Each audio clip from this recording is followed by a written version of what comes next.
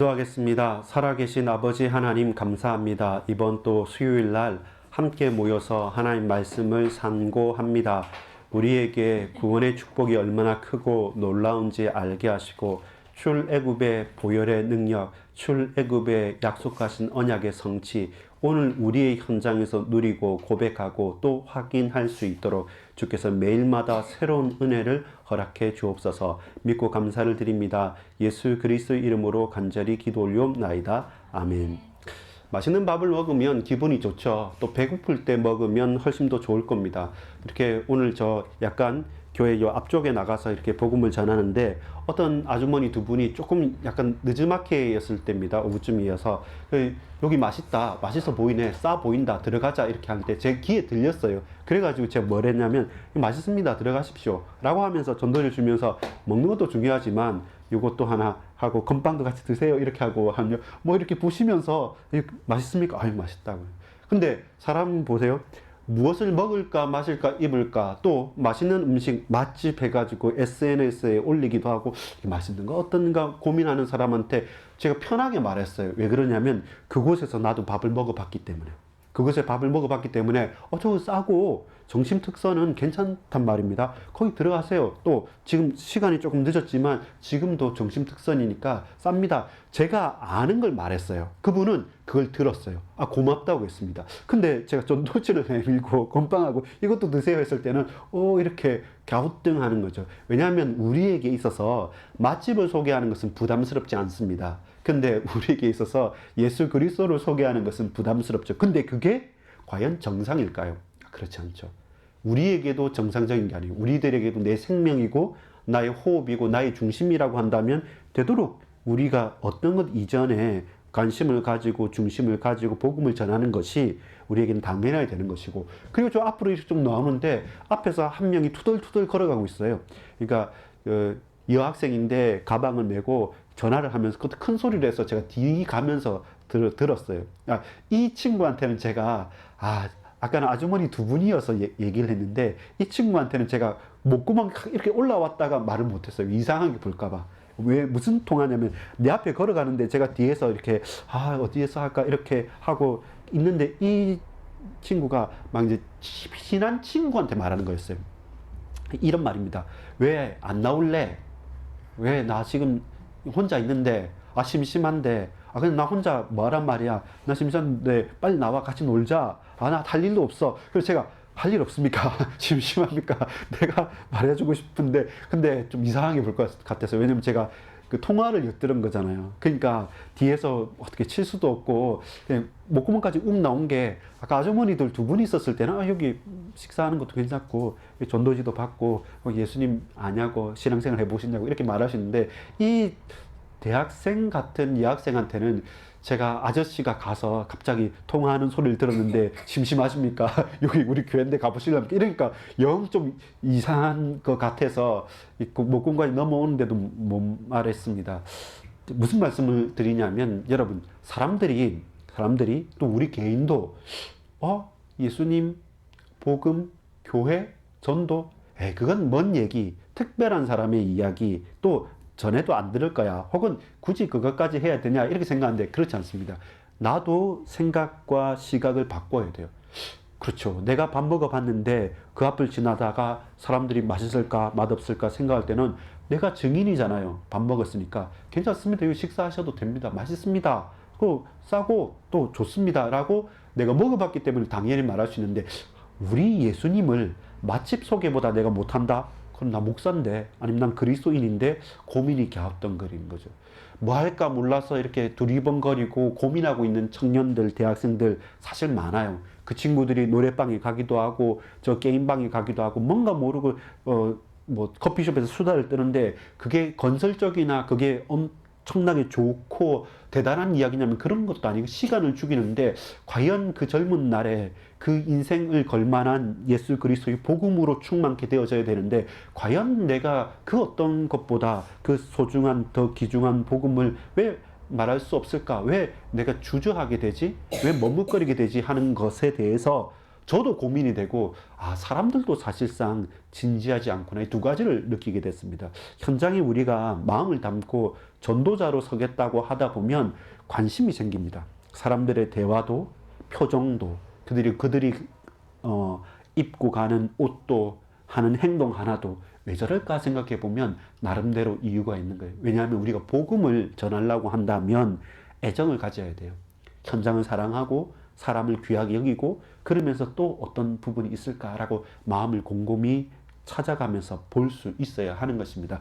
마찬가지로 나는 여호와이니라, 출애굽을 약속하신 하나님께서 아브라함에게, 야곱에게, 또 아브라함과 이삭과 야곱에게 나타날 때 나는 전능의 하나님으로 나타났다. 근데 내가 여호와임을 그들에게 밝히지 않았다. 근데 이제 너희를 택하여서 모세와 히브리 민족 전체를 한 족속 나라를 택하여서 새로운 가나안 땅에서 새로운 하나님의 나라로 만드시기 위해서 그들에게 당신을 펼쳐 보여주시는 겁니다. 나는 그들에게, 너희 조상에게 전능의 하나님으로 나타나는 내가 바로 여호와다. 내가 스스로 홀로 있는 자, 처음부터 자존하는 자다. 그래서 내가 보냈다 하라, 이렇게 말씀하는 거예요. 안 들을 건데요. 모세가 낙심해 있지 않습니까? 그런데 하나님께서 보내시는 거죠. 제목 다시 한번 읽어보겠습니다. 시작. 나는 여호와이니라, 출애굽의 약속.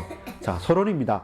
나의 일상과 세상의 현장에서 하나님을 경험하고 있습니까? 제가 서론에 이 전도 현장에 대한 이야기를 했죠. 오늘 아주머니 두 분이 음식점 앞에서 고민하면서 맛있을까 갈까 할 때 저는 그 증인으로서 괜찮습니다, 가십시오. 그러면서 그분들한테 말이 통했으니까 그래요, 괜찮아요 물어봤으니까 저는 전도지와 건빵을 건네면서 간식도 하시고, 제 이렇게 목사입니다, 요 앞에 우리 교회도 있습니다 라고 말할 때 예. 그 전에 이야기는 귀를 쫑긋해서 들었어요. 왜냐면 배고프니까, 맛있을까 어떨까 관심이 있으니까. 근데 그 뒷말, 더 중요한 생명의 떡 되시고 영원히 목마르지 않으시는 그리스도 예수의 피와 살을 우리가 취하고 먹고 마시면서 거듭난 우리의 실존에 대해서는 사실 관심이 없다는 게 안타깝죠. 또 그게 자연스럽지 않다는 게 그도 나도 문제가 있는 거죠. 마찬가지입니다. 나의 일상에서, 세상의 현장에서 부딪히죠. 정말 제가 뒤따라가면서 저 혹시 시간 있으면, 심심하면 제가 놀아주겠다가 말은 못하지만 그 여자 청년한테 내가 무료한 일상에 가슴 뛰는 정말로 열정과 중심과 마음과 생명이 거듭날 만한 가장 귀한 분을 소개시켜주고 싶은데 주저하게 돼요. 그게 주저하게 돼요. 그 걸림돌이 내 가슴에도 있고 또 그들에게도 있단 말이죠. 그게 내 일상과 세상의 현장이 어긋나는 거죠. 근데 나의 삶의 일상과 이 세상에서의 삶이 하나님을 경험하게 된다. 그러면 뭡니까? 역사가 일어나고 불꽃이 튀고 내가 죽어도 좋을 만큼 참된 기쁨과 감사 속에서 우리가 당당하게 소망을 가지고 살아갈 수 있게 되는 겁니다. 그 살 이유가, 생기가 도는 것이죠. 불신앙, 비신앙, 무신앙. 하나님을 믿을 수 없다는 겁니다. 불신앙, 안 믿는 거예요. 비신앙, 잘못 믿는 겁니다. 무신앙, 관심조차도 없네요. 그게 바로 하나님을 믿지 않는 이 시대의 문제고, 또 믿는다 말하지만 사실 안 믿고 사실 관심이 없고 내가 원하는 대로 내 멋대로 믿는 그 비신앙 속에 저와 여러분도 뭐하고 있냐면 실패의 경험과 무응답이 일상화되어 있는 거예요. 설마 전도 될까? 그냥 예수 믿는 거 그냥 나 혼자 신앙생활 잘하면 되지 라고 하면서 스스로 괜찮다 뭐 이 정도면 하지만 사실 그렇지 않아요. 불신앙입니다. 그리고 미안하지만 잘못된 비신앙입니다. 사실은 나에게 그 관심이 없어요. 그러니까 오전에 이번 주일날 말씀한 것처럼 뭡니까? 우리가 나는 예수님 십자가에 못 박지 않았다고 하지만 방관자였고 낙심자였고 사실은 공범이잖아요. 정말로 따지자고 한다면 나 때문에 십자가 지었으니까 내가 주범인 거죠. 내가 십자가에 예수 그리스도를 못 박은 사람인 것이죠. 그걸 안다면 우리가 고백하게 됩니다. 누구처럼? 우편강도처럼 나를 기억해 주십시오. 그리고 결정적인 순간에 아리마다의 요셉처럼 예수의 시체를 내게 주십시오. 내가 장사하겠습니다. 라고 결정적인 순간에 신앙의 결단을 하고 실천을 하게 됩니다. 그 시간표가 어디에서 있냐면 나의 삶과 세상의 일상의 그 현장이 부딪혀야 되는데 우리가 늘 적당한 거리를 놓고 안 믿어요. 그래서 불신앙하고 비신앙하고 무신앙하는 겁니다. 하나님을 믿는다는 것은 무엇입니까? 강한 손으로 말미암아. 오늘 6장 1절에 보면 여호와께서 모세에게 이르시되 이제 내가 바로에게 하는 일을 네가 보리라. 강한 손으로 말미암아 바로가 그들을 보내리라. 강한 손으로 말미암아 바로가 그들을 그의 땅에서 쫓아내리라. 계속 바로 절대로 바로는 하나님 앞에 복종하지 않을 거다. 믿지 않을 거다. 혹은 순종하지 않을 거다. 그러면 하나님께서 어떻게 하시냐면 그 일상에 그 현장에 강한 손으로 역사하는 게 있습니다. 하나님보다 강한 손이 없어요. 근데 그걸 우리는 이때까지 일상적으로 늘 낙심하고 실패하고 안 믿었기 때문에 에이 뭐 성경에 있는 이야기지 라고 우리 스스로 그냥 생각해 버리는 겁니다. 그렇지 않습니다. 하나님은 당신의 강한 손으로 바로왕도 꺾으시고 우리의 악한 마음도 우리의 완악해진 우리의 목도 꺾으십니다. 그러면서 하나님이 하나님이심을 나타내 가시는 것입니다. 그래서 우리에게 증거를 주세요. 그래서 저와 여러분이 증인이 되는 겁니다. 하나님 가만히 계신데 내가 잘 믿어서 증거를 찾아서 증인이 되는 게 아니라 절대로 믿지 않고 무신앙하고 비신앙하고 불신앙하는 우리가 그 강한 손 앞에 역시 하나님이시구나 라고 하는 그 증거를 봤을 때 우린 증인으로 서게 되는 것입니다. 질문이 있습니다. 나에게 믿음과 나에게 믿음의 경험과 언약적인 체험이 과연 존재하는가? 옛날 옛적의 문제가 옛날 옛적 앞으로의 그 희망이 소망이 아니라 오늘 매일마다 이 시간에도 나에게 믿음의 경험과 언약적인 체험이 존재하는가? 계속 그 질문을 하고 그 현장에 맞닥뜨려야 돼요. 다음에는 저는 그 여자 청년 같은 사람이 있어도 얼굴에 철판을 깔고 웃으면서 가장 공손하게 혹시 심심하십니까? 놀아드릴까요? 근데 그 최고의 기쁨과 행복을 찾아보시겠습니까? 라고 할 만큼 저도 좀 더 분발해야겠습니다. 그리고 좀 더 격이 없이 이 마음을 열고 누구에게나 갈 수 있을 만큼 또 여유도 있어야겠고 그런 경쾌함과 그런 상냥함도 같이 있어야겠죠. 여하튼 반드시 그가 들어야 될 말이고 반드시 내가 전해야 될 그 예수 그리스도 그분을 늘 가슴에 담는 것이 필요합니다. 자, 핵심이 뭡니까? 서론에 내 일상하고 이 세상의 현장하고 계속 분리시키지 말라는 겁니다.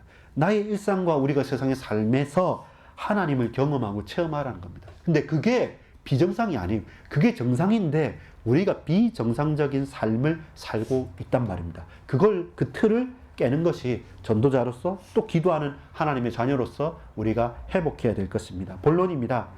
당신은 누구십니까? 우리가 하나님께 질문합니다. 그때 하나님께서 당신을 보이십니다. 질문 답입니다. 본론 제목 읽겠습니다. 시작. 당신은 누구십니까? 나는 여호와이니라. 나는 여호와이니라 라고 우리에게 말씀하고 계십니다. 6장 2절에 보면 하나님이 모세에게 말씀하여 이르시되 나는 여호와이니라. 모세가 못한다고 할 때 하나님께서 말씀합니다. 내가 여호와다. 아니 하나님 누구십니까? 나는 전능의 하나님으로 아브라함과 이삭과 야곱에게 나타났다. 근데 그때 그들에게는 너희 조상들에게는 내가 여호와임을 밝히지 않았지만 이제 내가 너희들에게 확실하게 밝힌다. 나는 여호와다. 스스로 존재하고 홀로 자존하는 자다. 모든 것이 필요 없을 만큼 완전하신 하나님이시다. 라는 당신에 대해서 말씀을 합니다. 우리는 질문합니다. 누구에게? 하나님께 질문합니다. 그때마다 당신은 누구십니까? 라고 질문할 때 나는 여호와다 말합니다. 또 우리는 질문합니다. 그렇다면 하나님을 어떻게 내가 믿습니까? 6장 3절에 보면 내가 아브라함과 이삭과 야곱에게 전능의 하나님으로 나타났으나 나의 이름을 여호와로 그들에게 알리지 아니하였고. 어떻게 나타났습니까? 전능의 하나님으로 나타났습니다. 그 전능의 하나님이 우리에게 더 구체적으로 여호와이심을 우리에게 밝히시는 겁니다. 모세를 하나님께서 부르셔서 모세에게 당신을 드러내십니다. 당신 누구십니까? 하나님, 나 여호와다. 하나님, 당신을 어떻게 내가 믿습니까? 내가 네 조상에게 먼저 전능하게 모든 일을 행했다라는 것을 말씀합니다. 또 우리 1번에서 한번 볼까요? 어떤 질문입니까? 시작. 당신은 무엇을 원하십니까? 그러면 하나님 뭘 원하십니까? 하나님 뭘 하시기 원하십니까? 여호와시고 전능하신 당신은 뭐 하기 원하십니까? 라고 말할 때 하나님의 목적이 있어요. 왜 모세를 불렀을까요?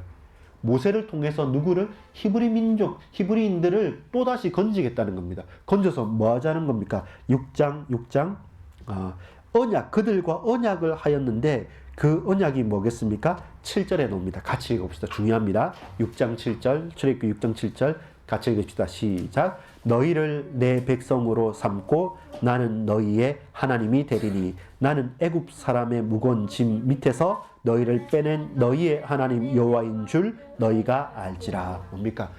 너는 내 백성이 되고 나는 네 하나님이 되겠다. 너희를 그 고통 속에서 애굽 땅 종되었던 곳에서 너희를 건져서 내가 너희의 하나님임을 알게 할 것이고 너희는 내 백성임을 그들로 알게 하겠다. 그래서 구약시대 이 출애굽 이후로 계속적으로 말씀하시는 게 뭐냐면 나는 아브라함과 이삭과 야곱 요셉의 하나님이다. 그런데 어떤 하나님입니까? 애굽 땅 종되었던 곳에서 너희를 불러낸 내가 여호와 하나님이다. 이렇게 하나님 당신을 증거하십니다. 뭘 원하십니까?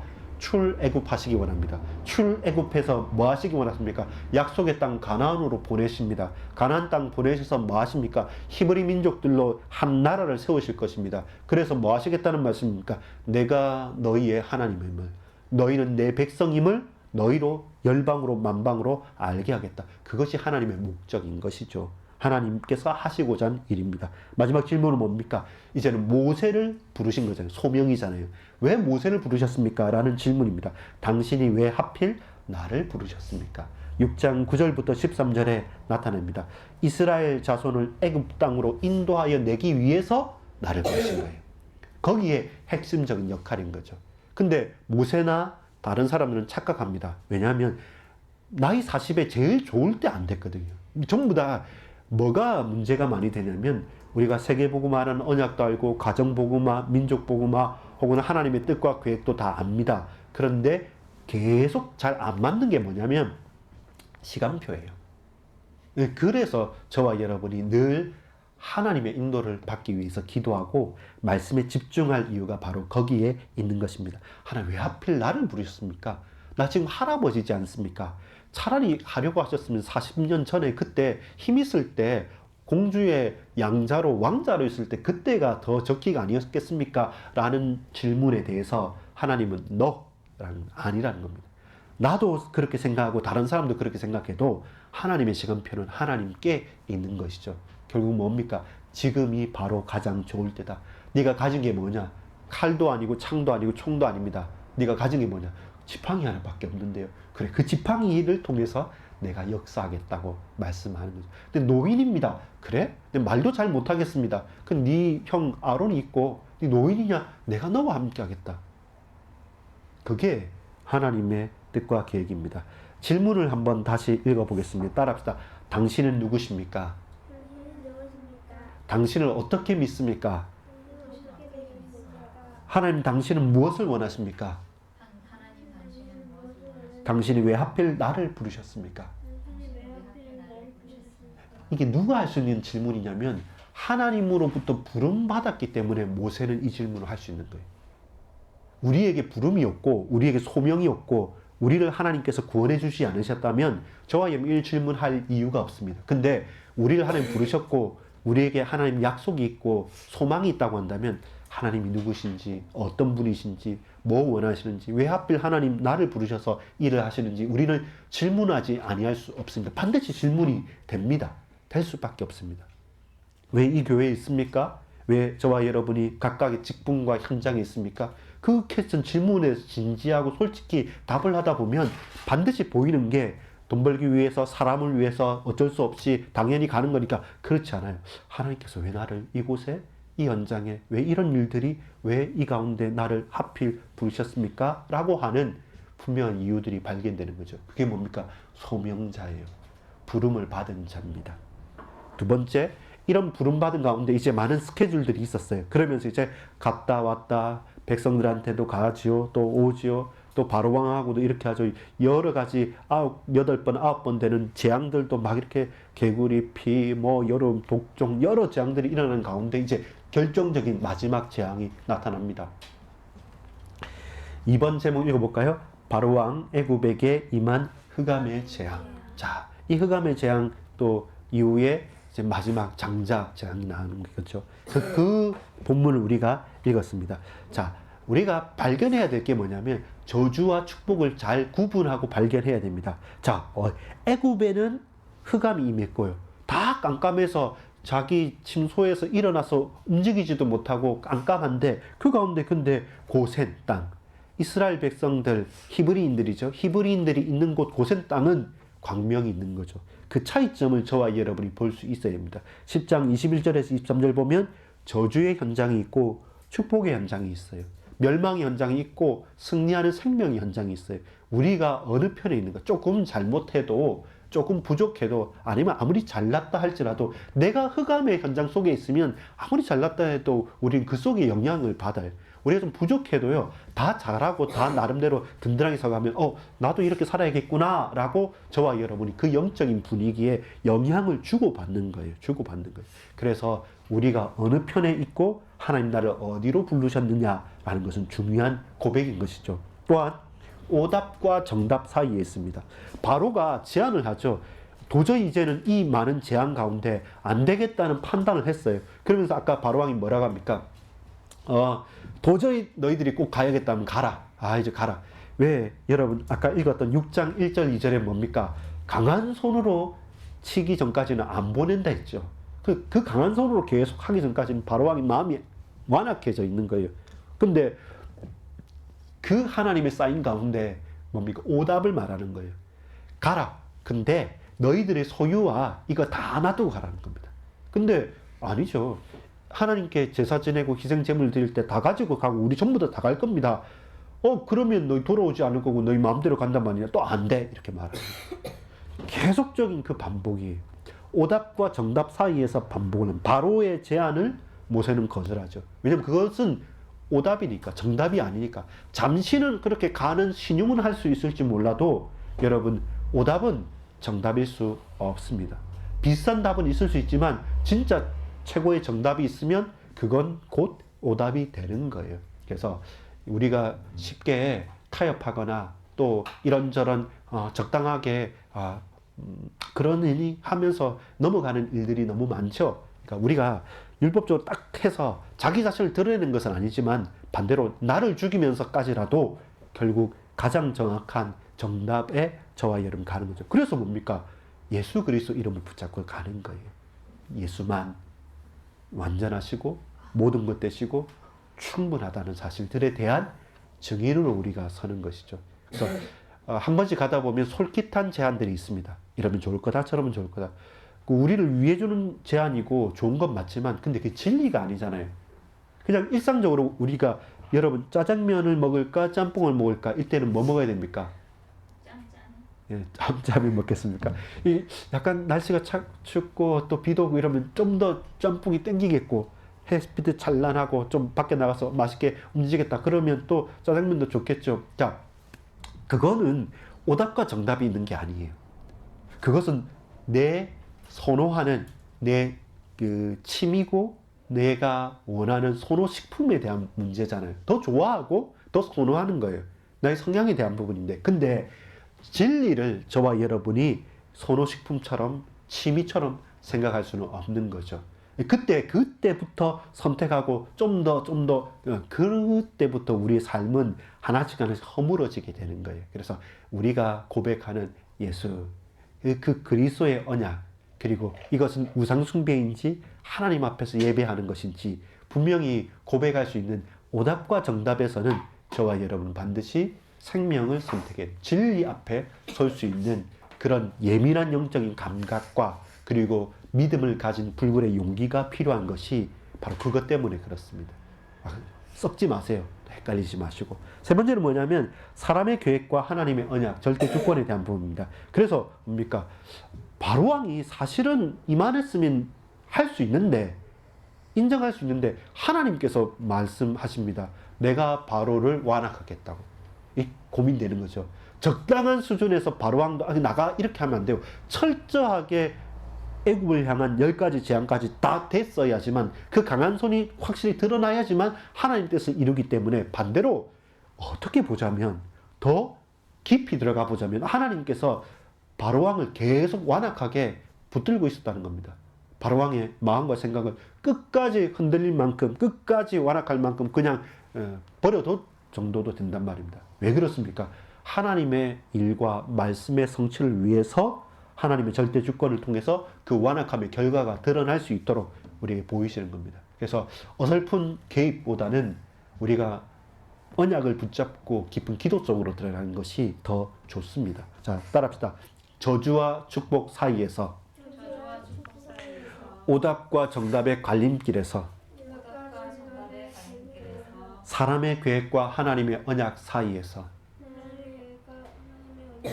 예, 그 사이, 그 중간, 바로 거기에서 저와 여러분은 누구냐, 우리는 어떤 고백을 할 것이냐, 이게 고민되는 거죠. 사실 이게 서론에 말했던 것처럼 나의 일상과 세상의 차이가 바로 거기에 그 갈등이 계속 들어가 있는 것이죠. 결론을 맺겠습니다. 제목 한번 읽어보겠습니다. 시작. 나와 우리는 누구입니까? 저와 여러분은 바로왕처럼 완악함이 끝까지 드러나도록, 그 밑바탕이 드러나도록 하나님 앞에 까 뒤집어지는 그런 악한 사람이고 하나님 떠난 불신자입니까? 아니면 저와 여러분은 모세처럼 하나님께 질문하고 고민하고 또 갈등하지만 하나님의 믿음, 하나님께서 우리에게 허락하신 그 믿음 앞에 서는 사명자요 소명자입니까? 나와 우리는 누구입니까? 라는 질문이 중요한 것입니다. 여러분, 나의 과거, 또 나의 현재, 나의 미래, 최고의 정체성은 따라합시다. 나는 하나님의 자녀입니다. 그렇다면 하나님의 자녀로서 내 과거와 나의 현재와 미래가 보여지죠. 하나님 자녀의 핵심이 뭡니까? 아들이 있는 자에게는 생명이 있고 하나님의 아들이 없는 자에게는 생명이 없다고 요한일서 4장 11절에 13절 말씀합니다. 그때 생명의 구원의 구주가 되시는 예수 그리스도를 만난 이전과 이후와 그리고 지금 내가 그리스도 예수로 말미암아 사는다라고 하는 내가 누구인지를 아는 것 중요합니다. 우리 과거, 현재, 미래를. 두 번째는 나의 과거, 현재, 미래뿐만 아니라 우리의 과거와 현재와 미래를 놓고 우리는 누구다? 하나님의 백성이다. 그게 언약의 공동체요 하나님의 백성이기 때문에 우리는 뭘 볼 수 있어야 되냐면 시간표를 볼 수 있어야 돼요. 그래서 세계사를 보고 우리 국사 역사를 보고 무엇보다 교회사를 보고 또 성경에 나와 있는 하나님의 증거들을 보고 성령의 인도를 받아가는 겁니다. 자, 따라서 나는 신앙을 고백한다. 우리는 하나님의 언약을 바라본다. 자, 내 개인은 믿음과 구원에 대해서 분명한 고백이 있어야 되고 우리 모두가 함께 가기 위해서는 하나님의 시간표와 언약의 흐름 속에서 저와 여러분이 결단을 할 수 있어야 합니다. 그것이 뭐냐면 가장 구체적으로 드러난 것이 그리스도의 몸된 교회입니다. 교회, 하나님의 나라를 경험하라는 겁니다. 6장 7절 다시 한번 읽어볼게요. 출애굽기 6장 7절 같이 읽읍시다. 나라는 신앙의 고백과 우리라고 하는 하나님의 언약의 시간표가 딱 성취가 되는 시간표와 현장이 딱 만나는 우리 교회, 하나님의 나라를 경험하는 출애굽기 6장 7절 같이 읽어보겠습니다. 시작. 너희를 내 백성으로 삼고 나는 너희의 하나님이 되리니. 자, 이게 출애굽의 주제입니다. 뒤에 시작. 나는 애굽 사람의 무거운 짐 밑에서 너희를 빼낸 너희의 하나님 여호와인 줄 너희가 알지라. 아멘. 기도하겠습니다. 아버지 하나님께 감사를 드립니다. 스치는 많은 사람들이 있고 당하는 많은 일들이 있습니다. 그러나 나의 일상과 이 세상의 현장에서 하나님을 경험하고 체험하고 고백하고 영광 돌릴 수 있도록 우리 주님 흔들리고 헷갈리고 또한 어색해져 있는 모든 것들을, 모든 관계들을 복음의 눈으로 생명의 복음으로 변화시킬 수 있도록 역사해 주옵소서. 나의 믿음의 신앙 고백과 우리의 언약의 흐름 속에서 하나님의 시간표를 잘 알고 하나님의 나라를 경험하고 체험하는 반석교회로, 우리의 몸된 교회로 쓰임받고 고백하고 누릴 수 있도록 우리 주님 역사해 주옵소서. 믿고 감사드립니다. 예수 그리스도 이름으로 간절히 기도 올려옵나이다. 아멘.